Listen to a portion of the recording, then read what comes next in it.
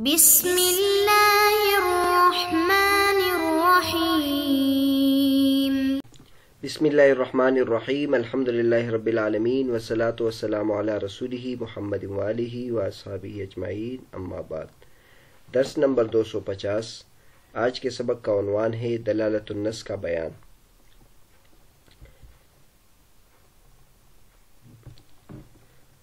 تقسیم رابع چل رہی تھی جس میں لفظ کے معنی پر دلالت کی کیفیت سے متعلق اقسام کا ذکر چل رہا تھا، اور اس ضمن میں ہم نے 4 اقسام ذکر کیے: عبارت النص، اشارت النص، اقتضاء النص اور دلالت النص۔ عبارت النص اس کو کہتے ہیں کہ لفظ اپنے معنی موضوع لہو پر یا اس کے جز پر یا اس کے لازم متاخر پر دلالت ہو اور کلام بھی اس کے لیے چلایا گیا ہو، اور اشارت النص اس کو کہتے ہیں کہ کلام اس کے لیے چلایا نہ گیا ہو، اور اگر لازم محتاج الیہ مراد لیا جائے تو اس کو اقتضاء النص کہتے ہیں۔ اور لغت کے ذریعے سے یہ معلوم ہو کہ منطوق میں جو حکم ہے یہ اسی وجہ سے ہے تو اس کو دلالت النص کہتے ہیں۔ اس کے بارے میں پھر ہم نے تفصیل کے ساتھ مصنف نے ان سب کی مثالیں بھی بیان کی اور ان کے درمیان فرق بھی بیان کیا، اور اس سے متعلق کچھ دیگر مسائل بھی بیان کیے۔ آج کے سبق میں ہم دلالت النص کے بارے میں بتائیں گے۔ فرماتے ہیں: وَأَمَّا حَدُّ دَلَالَةِ النَّصِ فَهُوَ قَوْلُهُ عَلَى الْحُكْمِ فِي شَيْءٍ، أي دلالة اللفظ على الحكم في شيء يوجد فيه معنى يفهم كل من يعرف اللغة أن الحكم في المنطوق لأجل ذلك المعنى يسمى دلالة النص. نحو فلا تقل لهما أف يدل على حرمة الضرب، فالضرب شيء يوجد فيه الأذى، والأذى هو معنى يفهم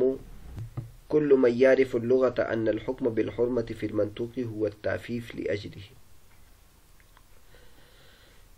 کہتے ہیں جہاں تک دلالت النص کی تعریف ہے تو وہ اس کا قول کسی حکم پر ایسی چیز کے بارے میں، یعنی لفظ کی دلالت کسی حکم پر کسی چیز میں جس میں ایسا معنی موجود ہو کہ جو شخص بھی لغت کو پہچانتا ہو وہ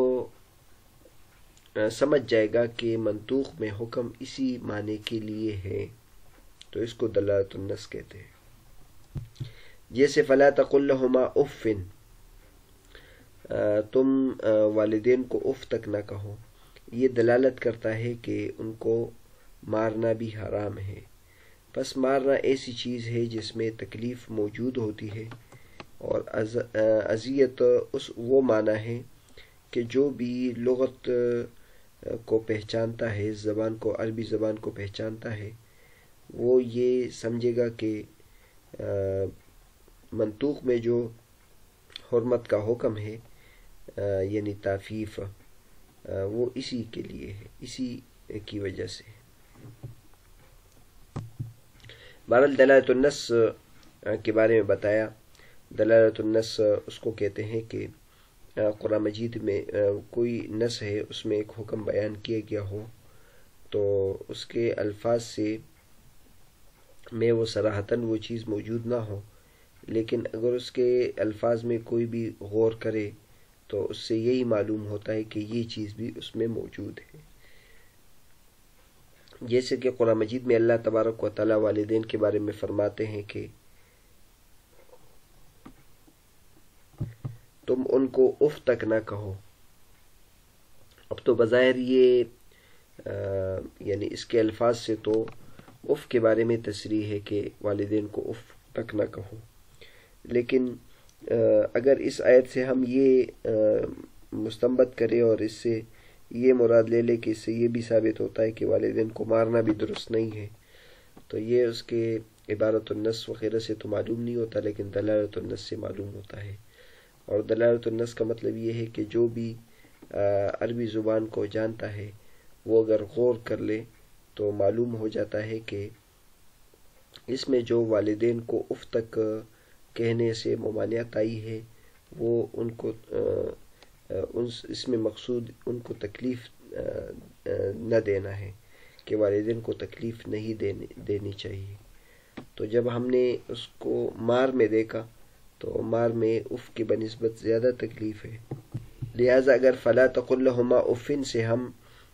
ضرب کے لیے استدلال کریں تو اس کو دلالت النص کہتے ہیں.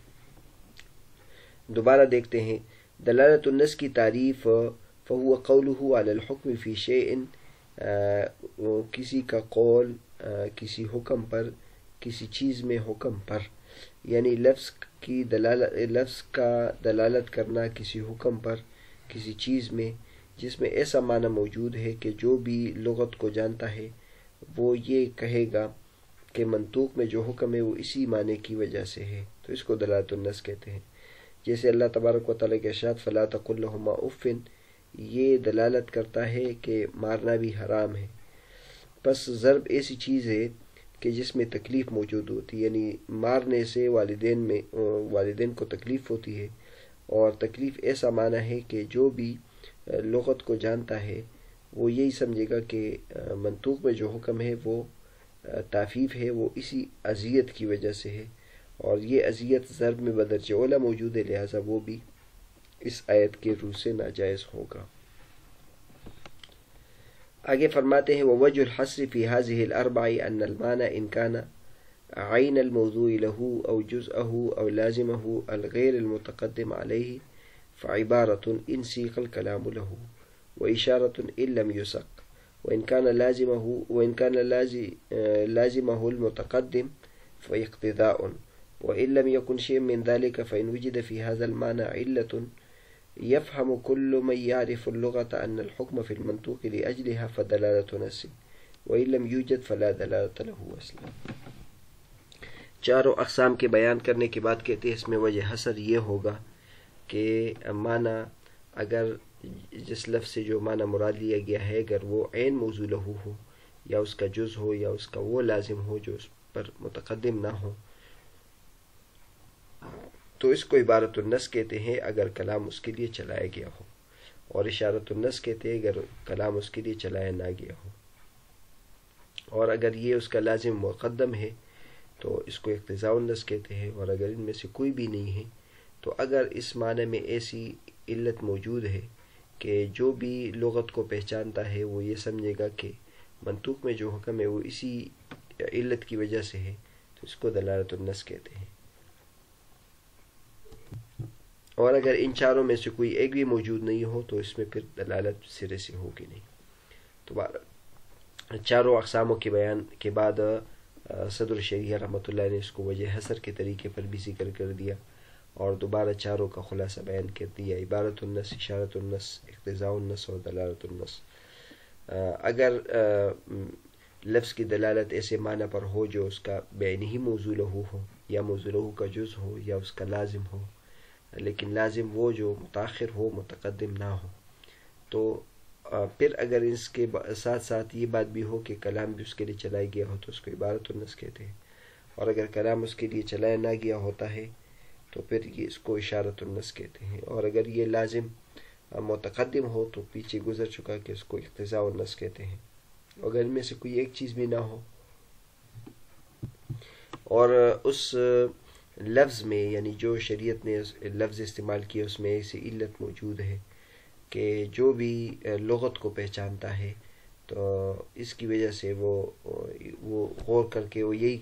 کہے گا کہ جو شریعت کا حکم ہے وہ اسی علت کی وجہ سے. یعنی عام طور پر جو فقہا علت نکالتے ہیں تو عام انسان کے بس میں یہ بات نہیں ہوتی کہ وہ اس علت کو نکالے اور اس کے مطابق کوئی فیصلہ کرے، لیکن جو دلالت النص ہوتا ہے اس میں جو علت ہوتی ہے اس میں ایک عام بندہ جو بھی زبان کو پہچانتا ہے وہ یہ فیصلہ کر سکتا ہے کہ یہ جو منطوق میں حکم ہے وہ اسی وجہ سے ہے. اور ان چاروں کے بیان کے بعد فرماتے ہیں کہ اگر ان میں سے کوئی ایک دلالت بھی نہیں ہو تو پھر ظاہر اس لفظ اس کے علاوہ کوئی دلالت موجود نہیں ہے، لہذا وہ مراد نہیں ہوگا. آگے فرماتے ہیں وَإِنَّمَا قُلْنَا يَفْهَمُ كُلُّ مَنْ يَعْرِفُ اللُّغَةَ لِأَنَّهُ إِنْ لَمْ يَفْهَمْ أَحَدٌ أو يفهم البعض دون البعض فلا دلالة من حيث اللفظ إذ الدلالة اللفظية إنما اعتبرت بالنسبة إلى كل من هو عالم بالوضع، وبهذا القيد خرج القياس، فإن المعنى في القياس لا يفهم كل من يعرف اللغة، فإنه لا يفهم إلا المجتهد. اور ہم نے یہ اوپر کہا کہ ہر وہ شخص اس کو پہچان لے جو لغت کو جانتا ہے، کیونکہ اگر اس کو کوئی بھی نہیں جانے گا، یا بعض آدمی تو جان سکتا ہے دوسرے بعض نہیں جان سکتے، تو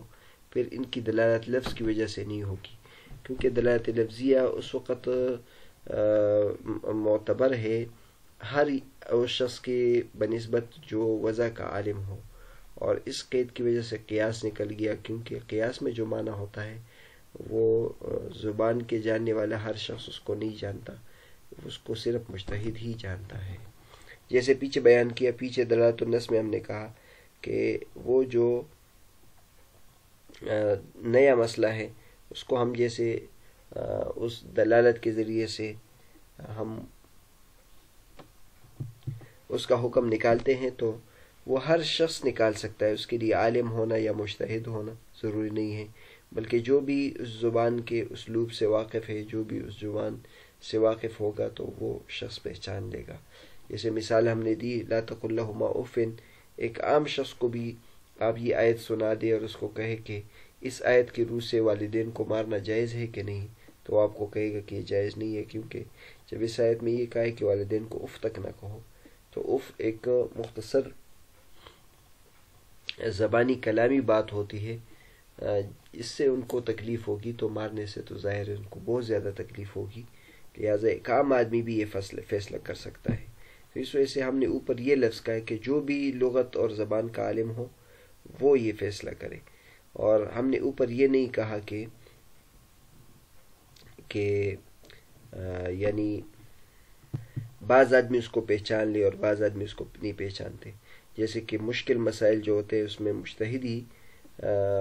اس کو پہچانتے ہیں علتوں کو، اور عام آدمی کے بس میں وہ بات نہیں ہوتی، لیکن یہاں یہ بات نہیں ہے، یہاں یہ جو بات ہے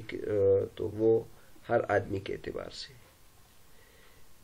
فرماتے ہوئے انما قلنا یفہم کل من یعرف اللغۃ، ہم نے یہ کہا کہ جو بھی لغت پہچانتا ہے وہ یہ سمجھے کہ یہ اس سے یہ معلوم ہوتا ہے یا حکم اسی وجہ سے ہے، کیونکہ اگر کوئی بھی نہیں پہچانے گا، یا بعض آدمی پہچان سکتے بعض نہیں پہچان سکتے، تو پھر یہ لفظ کی دلالت نہیں ہوگی، کیونکہ دلالت نفسیہ کا جو اعتبار ہوتا ہے وہ ہر ایک کے بنسبت ہوتا ہے، یعنی ہر شخص اس لفظ سے وہ معنی مراد لے سکتا ہے، وہ کسی مجتہد کے ساتھ صرف خاص نہیں ہوتا۔ اور کہتے ہیں کہ اس قید کی وجہ سے قیاس نکل گیا، تو دلالت النص یہ قیاس سے اوپر درجے کی چیز ہے، اور قیاس اس سے نکل گیا، کیونکہ قیاس میں جو علت ہم نکالتے ہیں اس میں غور و فکر لگتا ہے، اور ہر آدمی اس کو نکال نہیں سکتا، صرف مجتہد ہی اس کو سمجھ سکتا ہے۔ اس مقام کے بیس کرنے کے بعد آخر علامہ صدر شریعہ رحمۃ اللہ علیہ فرماتے ہیں کہ چونکہ اس مقام پر یہ جو مباحث ہم نے ذکر کیے ہیں، اور عبارت النص، اشارت النص، دلالت النص اور اقتضاء النص، اس میں جو فروق ذکر کیے، اس کی جو مثالیں ذکر کی ہے، اس مباحث کو حل کرنے کی جو کوشش کی ہے، یہ میری کتاب کی خصوصیت ہے، اس سے پہلے کتابوں میں یہ بات نہیں ہے۔ آپ حضرات نے اگر یہ چیزیں پڑھی ہے اس سے پہلے نور الانوار میں یا حسامی میں، تو وہ اس کتاب کے بعد کی لکھی ہوئی کتابیں، اس میں یہ باتیں جو موجود ہے تو وہ اکثر توضیح تلوی کے بعد کی کتابیں ہیں، اس میں اس وجہ سے یہ باتیں آئی ہیں، باقی یہ باتیں مصنف نے سب سے پہلے تفصیل کے ساتھ بیان کی ہے۔ اس وجہ سے کہتے ہیں ھذا ہوا نہایت اقدام التحقیق والتنقیح فی ھذا الموضع، یہ اس جگہ میں تنقیح اور تحقیق کی کوشش انتہائی کوشش ہے۔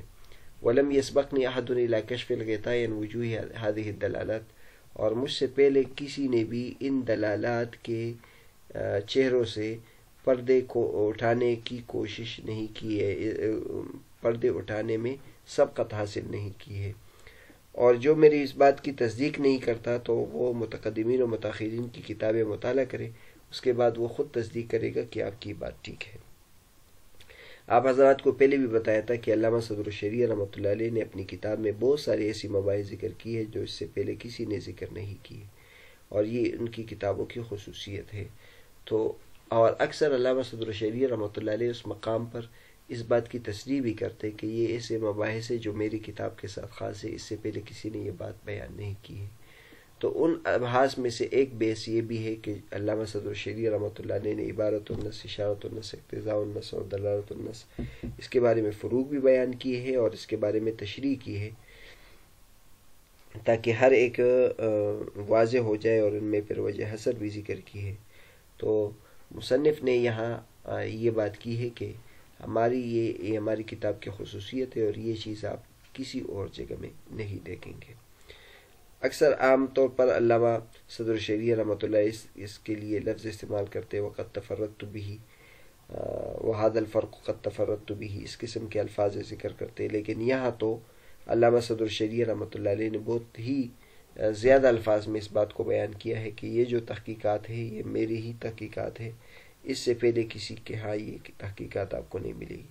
اور پھر ساتھ چیلنج بھی کرتے کہ اگر آپ اس سے پہلے متقدمین و متاخرین کی کتابیں دیکھ لیں، آپ کو خود پتہ چل جائے گا کہ یہ مباحث ان کی کتاب میں موجود نہیں ہے۔ توضیح تلوی کے یہ دروس ہم ریکارڈ کر رہے تھے، یہاں تک چونکہ دروس کا ایک بڑا حصہ ہو چکا، کتاب تقریباً جو نصاب کا حصہ ہے وہ اختتام کے قریب ہے، تو یہاں ہم اپنے اس سبق کا اختتام کرتے ہیں۔ آج 21 جنوری 2023 ہے، ہفتے کا دن ہے۔ انشاءاللہ اگر اللہ تبارک و تعالیٰ کی توفیق ہوئی تو اس سلسلے کو مزید آگے بھی بڑھا سکتے ہیں۔ فی الحال یہاں تک اسباق کو ریکارڈ کرتے ہیں اور اس کے بعد ہم موقوف کرتے ہیں۔ اگر اللہ تبارک و تعالیٰ دوبارہ توفیق دے تو انشاءاللہ باقی جو حصہ ہے اس کو بھی ہم ریکارڈ کر لیں گے۔